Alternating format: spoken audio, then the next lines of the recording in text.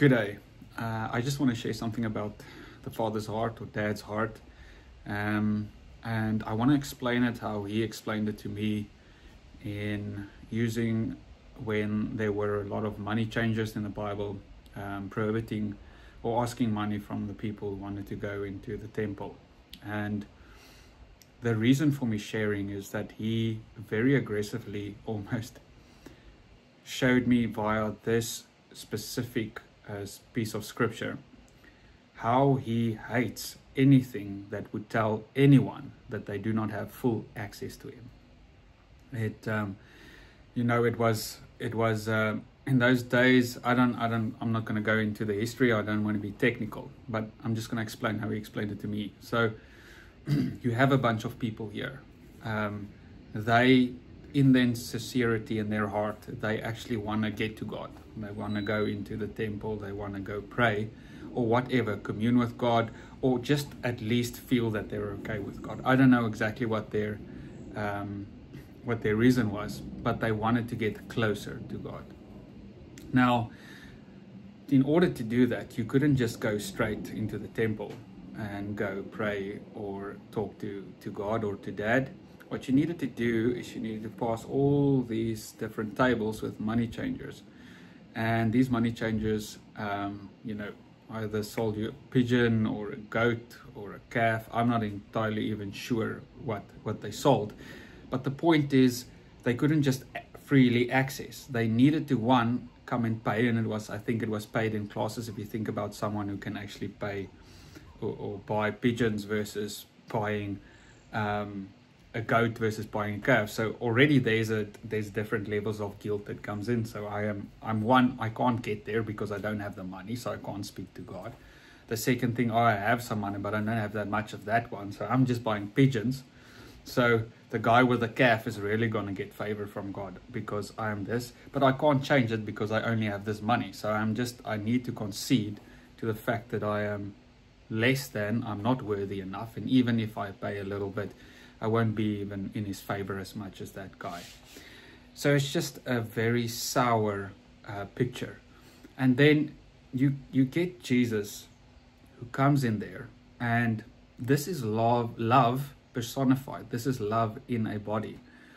And what he does is he comes over very angry, and in that love he flips over the tables. And he says, isn't it written that the temple of God or the house of God will be a house of prayer for all nations? And that was just explaining his passion. And he came to actually explain how the Father felt about it. So if you think about people's passion, it really actually shows where their heart is at. If a person is not passionate about something or do not get frustrated or angry about something, it means that they don't really have emotion towards it, or they're not really that into it. But if you get that type of strong emotion that Jesus showed in that scenario, you know that he's showing something that is very close to Dad's heart. And what was it essentially? It was, I want all nations, every single person on the face of the earth, rich, poor, whatever race, whatever gender, I want them to be in my house. I want them to know that they have got full access to me. But you guys, you come and tell them they do not have access to me, or when they get access to me, you hinder them. And I hate it. I literally hate it. That is the opposite, or that is the inverse of what I am. This should be a house for all nations. Nobody should be excluded. Everybody should enter freely. Now, obviously, Jesus came to show that God does not dwell in a temple made with hands. He dwells in you. We are the temple of God. So firstly, Dad doesn't even want us to go to a temple, or wanted them to even go to a temple to think they needed to get to them. He actually wanted at the end of the road to know that he lives inside of them, that they have full access to him, but they were just veiled. They couldn't believe it. They couldn't perceive it because they were taught, they were told deception, and the distorted image that came in at the Adam fall taught them that they are separated from God, taught them that they are shameful, told them that they're guilty, and told them that they had to do something to get to God. Now, Jesus came here And he flipped tables. Now, this is love who flipped tables. So he was so angry that anyone who dare tell these people they cannot enter the God's house directly, that he, I think in this, I don't know if it's this scenario, that he also, you know, had a cat of 9 tails. I'm not entirely sure. But again, this is sort of the heart of the Father. So if you think about it, that is then. But now, let's take it to today. We say, no, we're in the new covenant. Now, Jesus already died for our sins. And now, you know, we have the Holy Spirit. But we still create a lot of money changers in our own lives, and we create it for others. If you think about it, we say, okay, let's say that is the house of the Lord or the temple of God. We are the temple of God, and we can commune with him directly. But how many people do you know, can you actually tell them, listen, do you know you can speak to Dad immediately? Do you know that he lives in you? Do you know that you have to do nothing for it? Do you know that you are in perfect union every single day, and that any separation that you feel, any distance that you feel, is only in your mind, it's only in your heart, it's not a reality. If you are one, how can you be separate? It's like me being Cornu saying I am separate of Cornu. You would put me in a mental institution, and you would know the only reason how I can say I'm separate from myself is because I am delusional and my mind thinks something that's not the truth. Now, that is exactly what happened there. We were taught that God is somewhere out there, He is not in us, and we need to go to the specific place to meet Him and to talk to Him. Furthermore, we need to do a lot of stuff to get to talk to Him. Now, in modern day, there's a lot of money changers. There is, have you prayed enough? Have you fasted enough? Do you join the local church? Do you have a cell group? Do you read your Bible in the mornings? Do you not do these things? Do you not do these specific sins? Don't you? And all of that is still money changers. And the worst thing is we do it for ourselves, but we also do it for others. People, even like Jesus rebuked the Pharisees and say, you prohibit yourself, do not enter, neither do you allow others to enter, because that is what religion would do. That's the separation thinking would do. You would think you have a certain bunch of rules to apply before you can actually commune with God. And even if you believe God now lives in you, you can't just have full access to Him. You can't just run and jump on His lap. You need to approach Him a certain way. You need to do certain stuff. You need to stop doing certain stuff to be able to approach Him. And then secondly, that's what you teach other people. So you yourself do not enter, nor do you allow other people to enter. So you tell other people the same things you believe. Listen, God will answer your prayer, but you need to do this. God will listen to you, but you need to do this. God wants you healthy, but you need to do this. All those buts, all those you need to do, are all just the same thing. It's all money changers in the same road to the temple, which is you, which God lives, for free access to receive anything, and He never wanted separation. And that makes Jesus so angry. So just in your own life, think about all the reasons. I mean, try and even write it down, because most of them are subconscious. Most of them are inherited beliefs. Most of them come from our childhood and beliefs. Like even the way we think about a president. You're not allowed to just walk into and speak to the president of your country. You need to go through a certain forum. You need to make an appointment. You need to be worthy. You need to be actually important enough to actually get to him, or you can write a letter. But you can't just walk in anytime you want and speak to him. Now that is one example of how we build these sort of money changers between us and communing with Dad in the temple. The other thing could be guilt and shame, saying, yes, I have done this yesterday. I'm trying to be better, which is almost worse. If I do all these things, maybe next week. And then there are a lot of religious things that we were taught from childhood, and all of these things are just in your mind and in your heart, and that is the money changers. Now, Jesus came to flip those tables. So He came to flip those tables, and He came to show you that there is nothing between you and that. And if anyone tells you, anyone outside of you, or you tell yourself that you need to do anything, or you need to give anything, or you need to pay anything, to get to Dad, to get to the Father, have communion with the Father, it is a lie. And it's not even just a lie. It makes him so angry that he would flip those tables in your life. So you need to flip those tables in your life. You need to go and figure out what are those subtle, subconscious lies and rules and laws that you put up for yourself, or that other people gave you, or that your community is busy giving you, that telling you you are not there already. You're not in it already.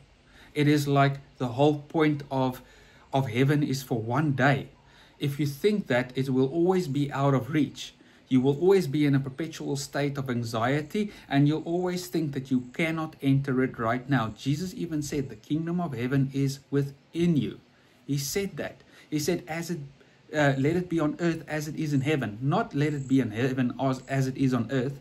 He wants earth to be like heaven. Heaven is here right now. And if you don't believe that, where do you think Christ is? Christ is raised and seated. He is in heaven.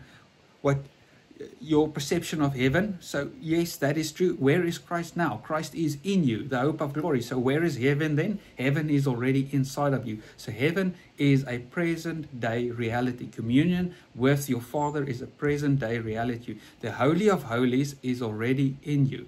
That is where Christ is. That where God lives. God lives in you. So you're already there. That is not somewhere. It is not outside of you. You don't have to wait for it. There is no gap between you and it. The only gap is in your mind, and that is what that was the whole onslaught to religion. That was the whole function of religion. Religion is not spirituality. Religion is not truth. Religion started giving rules and laws and principles and a lot of stuff that mostly were made up for the one thing, to distract you from the truth that everything you are looking for in this life, everything you think you're going to get when you die and get to heaven, is already yours now. Perfect union with the Father,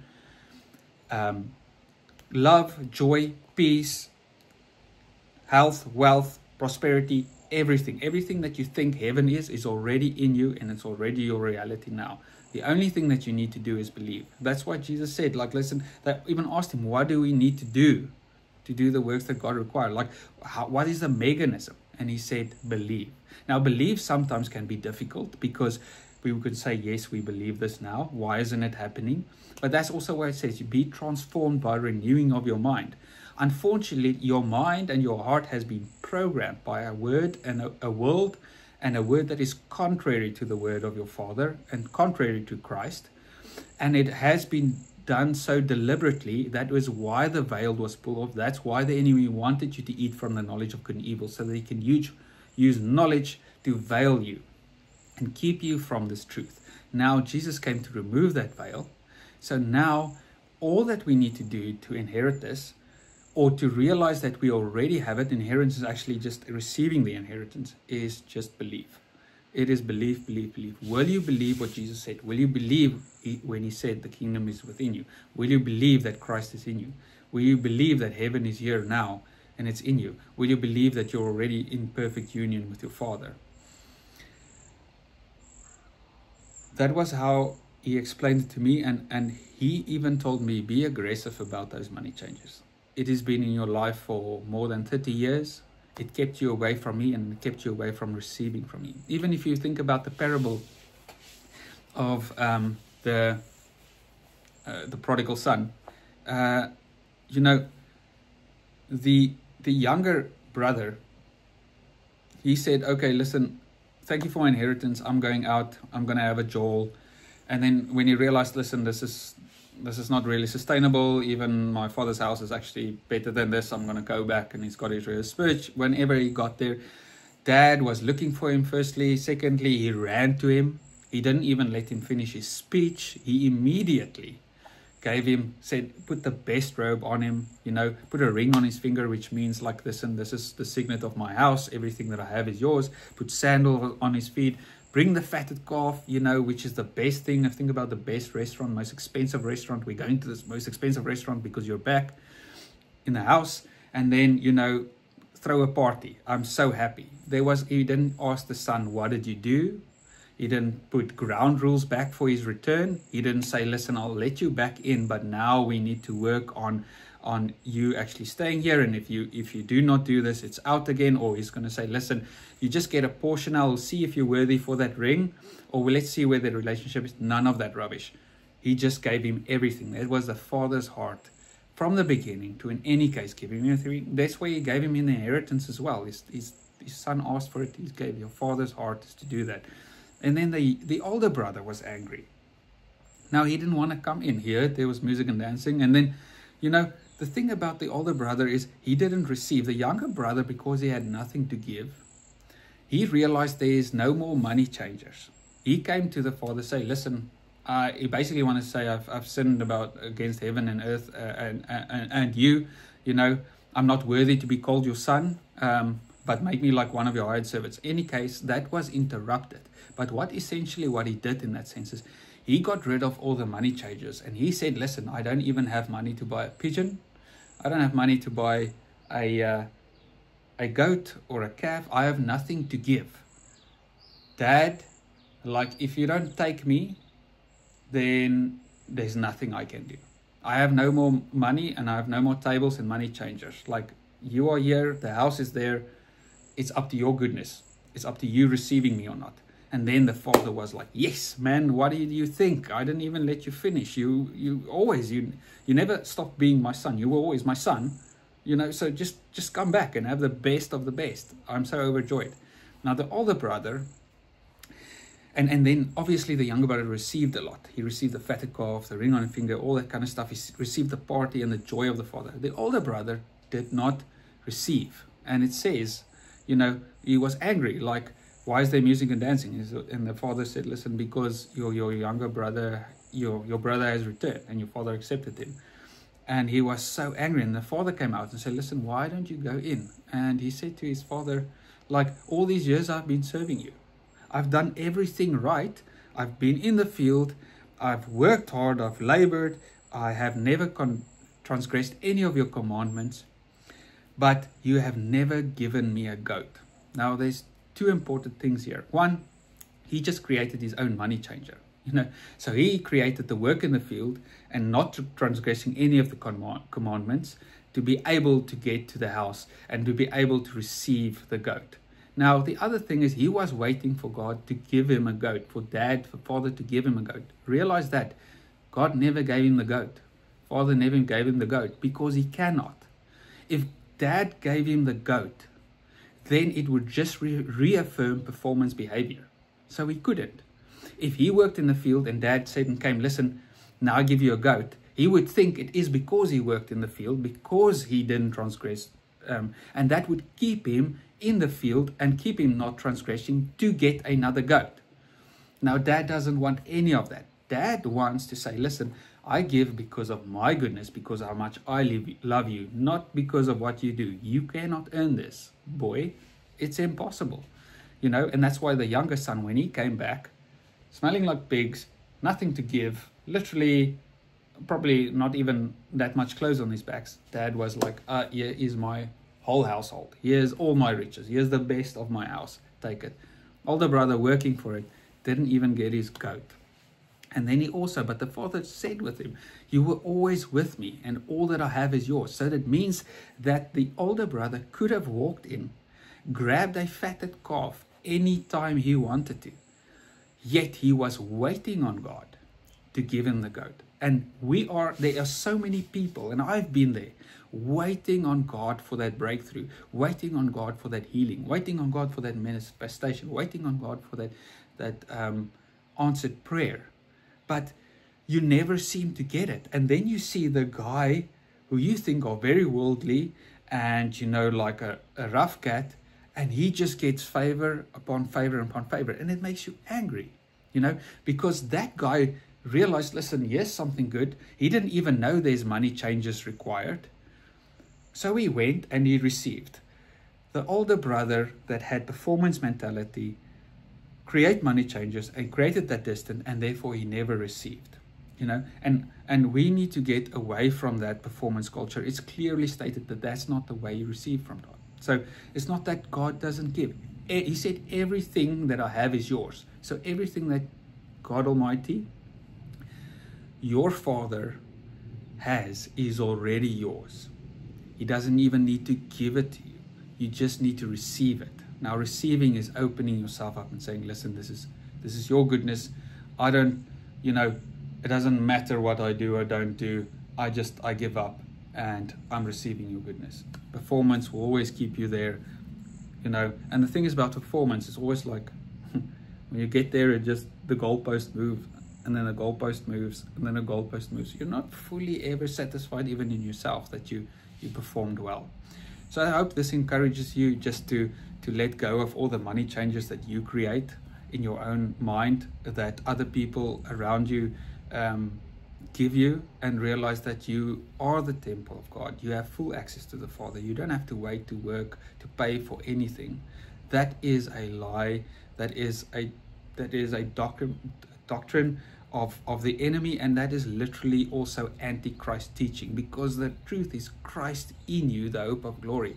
So if anyone tells you that Christ is outside of you, that is antichrist. It means it is not the truth of Christ. Christ in you, the hope of glory. Dad did it. You didn't do it. You can just receive it.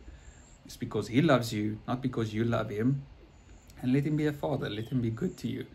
We keep ourselves away from him. He doesn't keep himself away from us ever. It's impossible for him. All that he wants to do is to remove the veil. Let us look up and say, oh, I've always been here. Oh, I've always been in the house. Oh, everything that you have is mine already. Oh, I can just partake. That's what they say. Become a partaker of divine nature. You can sit in front of a table with food and not eat it. But if you partake in the meal, you start eating, you start enjoying it. Now, all of this is already, every prayer and blessing in Christ is already yes and amen. It's already yours. Now, it's up to you to start taking it. It's up to you to start receiving it. And you can't receive it through effort. You can't receive it through your serving and your commandment keeping and all that kind of stuff. You can only receive it because you fall into the love of your Father, that it's his good pleasure to give you he said, "It's my children, it's my good pleasure to give you the kingdom." He loves that. He wants to do that. We think we have to work for the kingdom. He wants to just give it. He already gave it. It's in you. Jesus said it. So he spoke to our minds and our hearts and saying, listen, it's my good pleasure to do it. Sometimes we struggle to receive something from someone because we think maybe they're doing it begrudgingly, or maybe they feel that they're giving us a handout because we don't really deserve it. And that's why you have to clarify and clear the air and saying, listen, no, it's my will to give you this. Like, it's my biggest desire to give you this. Like, don't be guilty about it. Don't worry not to take it with both hands. Like, I want you to take it. Like, flip and grab it, Like, don't even take a little bit, but drag it. It's my pleasure. Like, I did it for that reason. And that's your Father's heart, So he wants nothing between you and him. Nothing. Not your past, not your future, not what people said, not works, not good things, not bad things, not knowledge, not nothing. He wants nothing between you and him. You and him are one. You're in perfect communion with your Father. And if you just do that, sometimes people struggle with it and they think, no, they can't. That's, again, another money changer. I need to do something to speak to God. You can just do this and just say, like, even though it's difficult to wrap my head around this, but thank you, Dad. We are one. You are in here. You are in here. I don't even have to pray to the mountain, like at the back there. I don't even have to look up to the mountain, because you are in me. We are one. Because we're one, we always go everywhere together. There's no place on this earth, in the seen or unseen, that I can go that you are not there, because we are one. Goodbye.